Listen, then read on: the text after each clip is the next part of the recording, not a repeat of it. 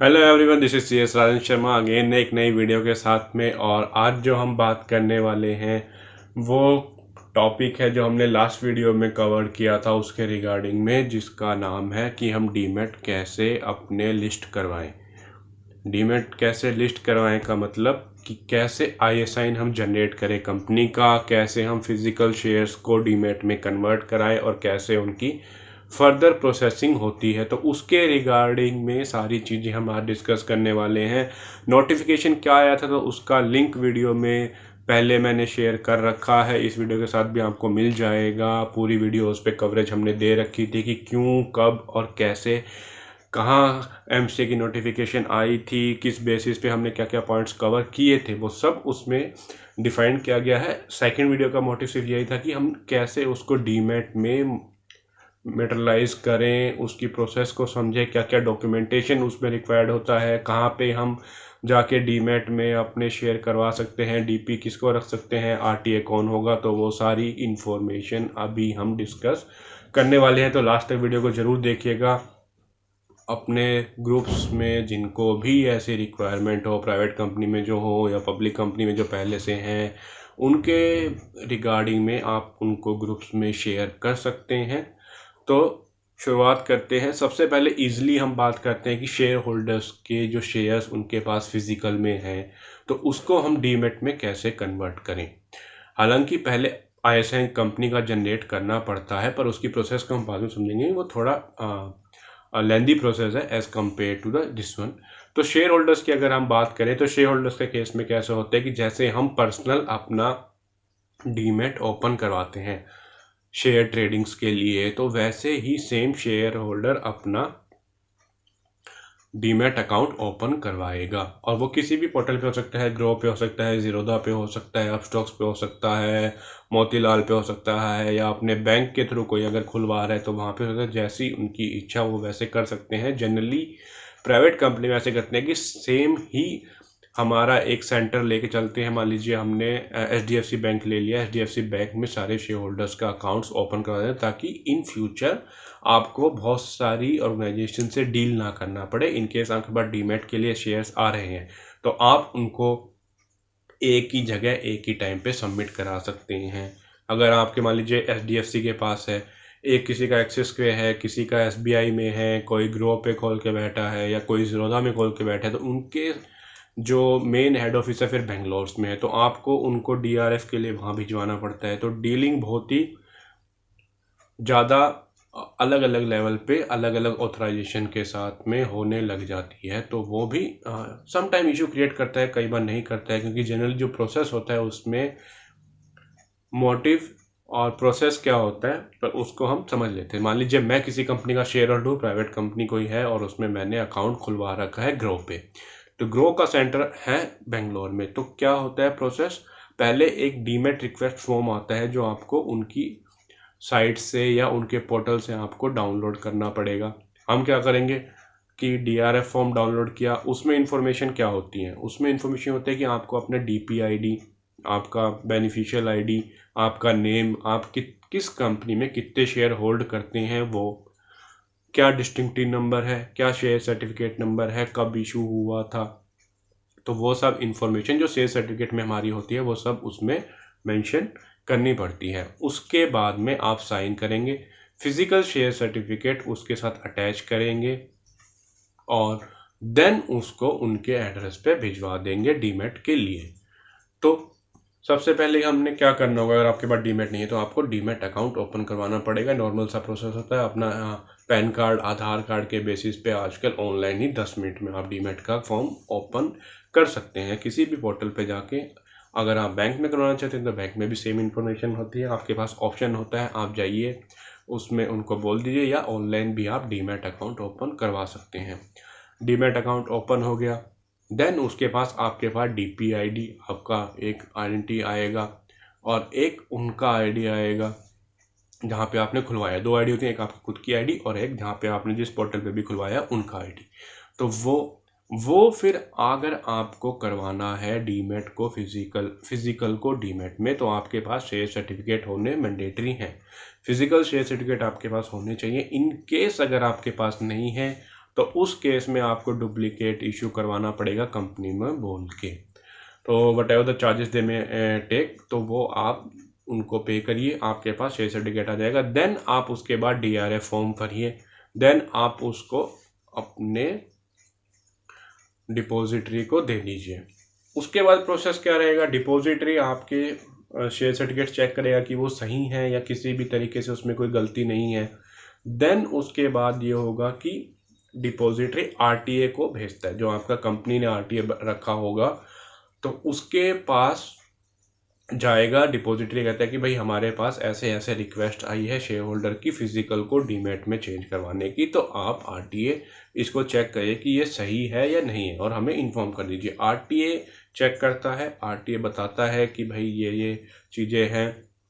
Generally company के पास भी ये सब चीज़ नोटिफिकेशन जाती है कि भाई ऐसे रिक्वेस्ट आए, आपको कोई इशू तो नहीं है उसको शेयर सर्टिफिकेट को डीमैट में करने के लिए। देन कंपनी अगर कंफर्मेशन और RTA कंफर्मेशन दे देते हैं, देन उसके बाद वो शेयर आपके फिजिकल में ट्रांसफ़र होके डीमैट में कन्वर्ट हो जाते हैं और आपका शेयर सर्टिफिकेट कंपनी में पहुंच जाता है, नील होके कट जाता है, वो RTA के पास में जाता है। देन जनरली कंपनियां, प्राइवेट कंपनियां करते हैं कि जिस तरह 3-4 हमारे ग्रुप कंपनी है तो दूसरी कंपनी को हमारे एज ए RTA चूज़ कर लेते हैं, तो उनके पास जो शेयर सर्टिफिकेट होते हैं कैंसल्ड, वो वहाँ पे जाते हैं, वो इन्फॉर्मेशन कंपनी लिख के लेटर पे अपने दे देते हैं कि हमें कोई इशू नहीं है, वो आपके डिपॉजिटरी के पास इन्फॉर्मेशन जाएगा। देन उसके बाद में पूरा प्रोसेस डन और फिर कंपनी का ISIN जहाँ होगा उसमें बेनपोज की रिपोर्ट आती है, जो आपको आप डीलिंग करेंगे तो आपको महीने हर हफ्ते में के बेसिस पे वो इन्फॉर्मेशन आपके पास आने लग जाती है। तो उसमें क्या होता है जनरली कि पूरे डीमैट में जितने भी आज की डेट में एज ऑन डेट 31 मार्च है मान लीजिए, फिर 15 अप्रैल आएगा, उसमें कितने हैं, कितने आपके एडिशन हुए हैं, इन केस नहीं हुए तो सेम रिपोर्ट आपके पास वो आती रहती है, तो उसको हम बोलते हैं बेनपोज की रिपोर्ट। तो एज ऑन अगर आप मान लीजिए कल को देखना हो कि हमारे शेयर होल्डर डीमैट में और फिजिकल में कितने हैं, तो हम आप बेनपोज की रिपोर्ट के बेसिस पे वो सब चीज़ें कर सकते हैं। तो ये प्रोसेस रहता है कि डीमैट शेयर होल्डर अपने कैसे डीमैट से फिजिकल से डीमैट में कन्वर्ट करता है। देन ये आता है कि कंपनी ISIN जो जनरेट करेगी वो किस बेसिस पे करेगी। तो वो प्रोसेस में ऐसा रहता है कि कंपनी के केस में भी यही होता है कि आपको अपनी इंफॉर्मेशन देनी होती है। इंफॉर्मेशन क्या रहती है जनरली AOA, MOA, आपकी balance sheet last 2 financial year की, और एक नेटवर्थ सर्टिफिकेट जाता है CA के केस में, और फिर कंफर्मेशन जाता है एक RTA का जो हमारा NSDL से फॉर्मेट बना होता है, तो RTA कंफर्मेशन देता है। देन अगर जब आप अप्लाई कर रहे थे ये और उसके बाद में इन केस कोई चेंजेस आते हैं, अगर मान लीजिए आपने नेटवर्क सर्टिफिकेट दिया 31 मार्च 2023 का, क्योंकि 24 अभी आने वाला है, 23 का बेसिस पे आप दे रहे हैं एज ऑन इतना कि हमारी नेटवर्क थी। उसके बाद में अगर आपका कोई भी पेड अप कैपिटल इंक्रीज हुआ है या फिर उसके बाद में कोई ऑथराइज कैपिटल आपकी इंक्रीज हुई है, बोनस आपने इशू किया है, या वट एवर द थिंग्स जो आपने उस टाइम पीरियड में कही हैं एक साल में इस पीरियड में, तो उनका प्रूफ जैसे PAS-3 SS-7 वो फॉर्म आपके फिर वो मांगते हैं। तो ये इन्फॉर्मेशन रहता है जनरली। उसके साथ में जो मेन इनका फॉर्म आता है वो मास्टर क्रिएशन फॉर्म जो हम बोलते हैं, वो आपको फिल करना पड़ता है। एक में कंपनी डिटेल जाती है कि आपकी कंपनी का क्या नाम है, क्या एड्रेस है, कितने शेयर होल्डर हैं, क्या क्या है। उसके बाद में दूसरा फॉर्म आता है, उसमें शेयर होल्डिंग डिटेल जाता है, अगर इक्विटी है, प्रेफरेंस है तो उस केस में। और इक्विटी का ISIN अलग क्रिएट होता है, प्रेफरेंस का ISIN अलग क्रिएट होता है, और अगर आपके डिफरेंट क्लास हैं तो उसके भी हर क्लास का ISIN डिफरेंट होता है। ऐसा नहीं है कि एक कंपनी है तो एक ही ISIN होगा, हर कंपार्टमेंट पे अलग अलग चीज़ें होती हैं। जैसे प्रेफरेंस का अलग, प्रेफरेंस की आपकी 3 क्लास है तो 3 ISIN आपके जनरेट होंगे। देन इक्विटी का, तो कंपनी क्या करती है, मान लीजिए कंपनी ने अपना DP चुन लिया कोई भी, अगर वो मान लीजिए अपना बैंक चुन लेती है या अलंकित है, मास्ट है, तो ये अलग अलग जो सर्विसेज प्रोवाइड करते हैं डिपॉजिटरी, मान लीजिए हमने अलंकित पे किया, अलंकित वाले अपना फॉर्म आपको देंगे, मास्टर क्रिएशन फॉर्म होगा, देंगे। उसके साथ में जितने भी आपके फॉर्मेट हो गए या जितनी मैंने अभी डॉक्यूमेंट्स बताए हैं वो आप नीचे चेक भी कर सकते हैं, उसमें मेंशन किया गया है। तो वो सब चीज़ें आपको उनको सबमिट करनी पड़ेंगी। उसके बाद में जनरली 2 से 3 दिन में आपका ISN जनरेट हो जाता है, अगर आपकी सारी इन्फॉर्मेशन ठीक है। तो अगर कोई इशू है तो वो आपको कन्वे कर देंगे, आप उसके बेसिस पे दोबारा नया डॉक्यूमेंट दीजिए, देन आपकी प्रोसेस हो जाएगी। फिर क्या होगा कि भाई फिर सवाल आता है कि हमारी फीस कितनी होती है। प्रोसेस तो हमें समझ आ गया कि भाई शेयर होल्डर कैसे कैसे प्रोसेस खुद के बेसिस पे करता है, उनको खुद को भेजना पड़ता है डिपॉजिटरी को physical share certificate with DRF।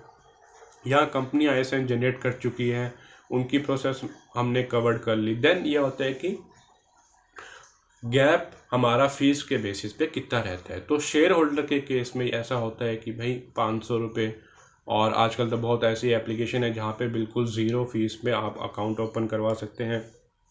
और AMC चार्जेस भी सर्टेन लिमिट के बाद में ही राइज होते हैं। जनरली 50,000 से नीचे आपका एनुअल मेंटेनेंस चार्ज कोई भी कवर्ड या कोई भी पार्टी नहीं पैसा लेती है उस बेसिस पे। अगर उससे ज़्यादा है तो वो AMC चार्ज आपसे करती है। देन क्या होगा, उसके बाद में कंपनी पे आता है। कंपनी को डिपॉजिटरी को अमाउंट देना पड़ता है, जनरली 5,000 6,000 जनरली यही रहता है। 18% आपका GST लगा है, तो 6,000 तक की लिमिट में आपका डिपॉजिटरी की फीस पर ईयर की कवर्ड हो जाती है। उसके बाद में जो फीस आती है वो NSDL की या CDSL की होती है। जैसे CDSL और NSDL हमारे डिपॉजिटरी हैं जिनके अंडर में ये सब लोग अपने एज ए ब्रोकर काम करते हैं। तो मेन जहाँ लिस्टिंग होती है वो NSDL या CDSL में। जैसे ज़ीरोधा है वो CDSL के अंदर पास है, अलंकित NSDL CDSL दोनों में है। तो ऐसे ग्रो ऐप है, अलग ऐप हैं, तो वो कोई NSDL में होगा, कोई CDSL में होगा, अपने आप को रजिस्टर करके जो बैठे हैं उसमें। तो उस केस में क्या होता है, तो ये पॉइंट शेयर होल्डर्स के केस में भी आता है। मान लीजिए आपका NSDL में अकाउंट है, सिर्फ NSDL में अकाउंट है कंपनी का ISN, पर जो शेयर होल्डर है उसने CDSL में अकाउंट खोला हुआ है, तो उस केस में आपको कंपनी को CDSL की सर्विसेज भी लेनी पड़ेंगी, अनलेस उसके बिना आपका फिर फिजिकल में ही रह जाएगा, वो डीमेट में चेंज होगा नहीं। तो जनरली ऐसा होता है कि कंपनी CDSL और NSDL पे दोनों पे लेके रखती है। जब आपकी लिस्टेड कंपनी है या फिर आप पर्टिकुलरली शेयर होल्डर से डीलिंग नहीं करते हैं इतनी, तभी मैंने स्टार्टिंग में कहा था कि जनरली एक ही पोर्टल रखा जाता है। मान लीजिए HDFC बैंक या ज़ीरोधा में आपका है तो सारे CDSL होंगे, सारे NSDL होंगे, जिससे आपका खर्चा भी बच जाता है। क्योंकि NSDL की फ़ीस आपको पे करनी पड़ेगी ईयरली बेसिस पे, और उसके बाद में आपको CDSL की भी फ़ीस पे करनी पड़ेगी ईयरली बेसिस पे। तो वो इशू ना हो, आपके खर्चे डबल ना हो, इसलिए आपको एक पोर्टल पे रजिस्ट्रेशन करवाने की नीड होती है। NSDL की फ़ीस कैसे वेरी करती है, वो वेरी करती है आपकी पेड अप कैपिटल के हिसाब से। इन केस आपका पेड अप शेयर कैपिटल है मान लीजिए 2.5 करोड़ से नीचे, तो आपकी फ़ीस लगेगी 5,000 रुपये। 2.5 करोड़ से 5 करोड़ तक की आपकी पेड अप है तो आपकी फ़ीस लगेगी 9,000 रुपये। 10 से 20 के बीच में अगर जाता है, या 5 से 10 के बीच में अगर हम जाएं तो 22,500 फीस है। 5 से 10 करोड़ के बीच में, 10 करोड़ से 20 करोड़ के बीच में फ़ीस आती है 45,000 रुपये की। और अगर आपकी paid up share capital 20 crore से अबव है तो आपकी फ़ीस जाके पहुंचती है 75,000 की, और ये एक्सक्लूडिंग GST है, जो करंट रेट अभी चल रहा है। ईयरली बेसिस पे NSDL और CDSL भी अपनी फ़ीस बढ़ाते रहते हैं। तो ये पूरा प्रोसेस है कि कैसे हम डीमैट में कन्वर्ट कर सकते हैं फिजिकल शेयर को। तो इसके रिगार्डिंग आपको कोई भी ऐसा इशू हो तो आप मुझे मैसेज कर सकते हैं लिंक्डइन पे, व्हाट्सएप पे, या फिर आप इंस्टाग्राम पे मेरे को कर सकते हैं, और उन सब के लिंक वीडियो के साथ में और चैनल के साथ में दिया हुआ है।